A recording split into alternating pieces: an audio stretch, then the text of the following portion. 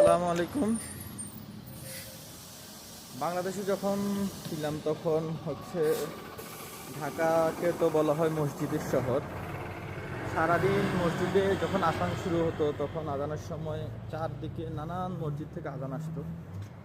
তখন সত্যি বলতে সাউন্ড অনেক বিরক্ত লাগতো যে সবসময় অনেকগুলো সাউন্ড একসাথে। কিন্তু দেশের বাইরে আসার পর, বিশেষ করে অমুসলিম দেশে আসার পর, এই আজানের সাউন্ডটা অনেক বেশি মিস করবেন। কারণ আজানের সাউন্ড অনুযায়ী আমরা দিনের সময় কখন, এখন কোন নামাজের ওয়াক্ত, বা দুপুর নাকি বিকেল নাকি সন্ধ্যা, আমরা সেটা বুঝতে পারি। কিন্তু এখানে যেহেতু আজান নেই, সময় বোঝা যায় না, কখন যে সকাল হয় কখন যে দুপুর হয়ে যায়। সবসময় তো আমাদের গড়ি রাখা হয় না, বা টাইম সেন্সও ঠিক থাকে না। আজানটা অনেক গুরুত্বপূর্ণ।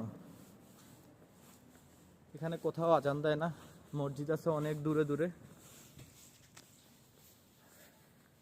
সেখানেও আজান দেওয়ার নিয়ম নেই, ভিতরে আজান দেয়। অনেক মিস করি। আজানটা আসলে গুরুত্বপূর্ণ ছিল। ধন্যবাদ।